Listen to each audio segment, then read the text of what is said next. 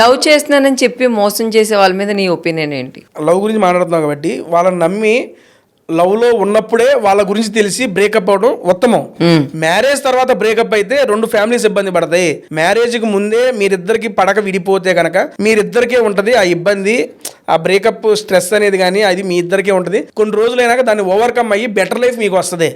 ఆ స్ట్రెస్ ఇద్దరు స్ట్రాంగ్ గా ఉండాలంటే ఏం చేయాలి? ట్రస్ట్ ఉండాలి, ఒకరినొకరు అర్థం చేసుకునే గుణం ఉండాలి. ఈ రెండు ఉంటే వాళ్ళిద్దరిని ఎవరు వేరు చేయలేరు. నమ్మకం అంటే నీ దృష్టిలో ఏంటి? ఏ నమ్మకం ఇవ్వాలి అబ్బాయికి అమ్మాయికి? ఫర్ ఎవర్ ట్రస్ట్ వర్తీగా నీతో ఉంటాననే నమ్మకం ఆ అబ్బాయికి కలగాలి, ఆ అమ్మాయి మీద. ఆ అమ్మాయికి కూడా అదే కలగాలి ఆ అబ్బాయి మీద. ఆ నమ్మకం ఎలా క్రియేట్ అవ్వాలంటే వాళ్ళ బాండింగ్ ని బట్టి క్రియేట్ అవుతుంది. అది ఇండివిజువల్ గా క్రియేట్ అవుతుంది. దాన్ని ఎలా క్రియేట్ చేయగలం మనం ఏం చెప్తాం? లవ్ చేసుకున్న తర్వాత 4 years 5 years అమ్మాయి ట్రస్ట్ ని బ్రేక్ చేసేసి ఆ అబ్బాయి ట్రస్ట్ ని బ్రేక్ చేసి వెళ్ళిపోతూ ఉంటారు. వాళ్ళకి ఎలాంటి సజెషన్స్ ఇస్తావు నువ్వు? బాధపడకు అని చెప్పడం కూడా చాలా అజ్ఞానం. ఎందుకంటే ఆబ్వియస్లీ వాళ్ళే నా లైఫ్ అంతా వాళ్ళతోనే కలిసి ఉండాలని చెప్పి ఫిక్స్ అయినప్పుడు అలాంటి పర్సన్ మన లైఫ్ లో లేడు అంటే వాళ్ళు ఎంత బాధపడతారు. నేను లైవ్ లో కూడా చూసే మా వాళ్ళు, అరే ఎందుకు ఏం కాదులే అన్న లేదు. ఎందుకంటే అది నేను ఫీల్ అవ్వలేను. ఆ బాధ వాళ్ళే పడగలరు. ఎందుకంటే విడిపోయిన తర్వాత ఈ అమ్మాయికి కానీ ఈ అబ్బాయికి కానీ సపరేట్ లైఫ్ ఉంది. వీళ్ళని నమ్ముకొని ఫ్యామిలీ ఉంది, ఈ అమ్మాయిని నమ్ముకొని ఫ్యామిలీ ఉంది. మనం ఏది ఎంత చేసి ఎంత బాధపడుతున్నా అల్టిమేట్ గా మనం ఆలోచించాల్సింది మన ఫ్యామిలీ గురించి. అట్లీస్ట్ వీళ్ళ కోసమైనా ఇప్పుడు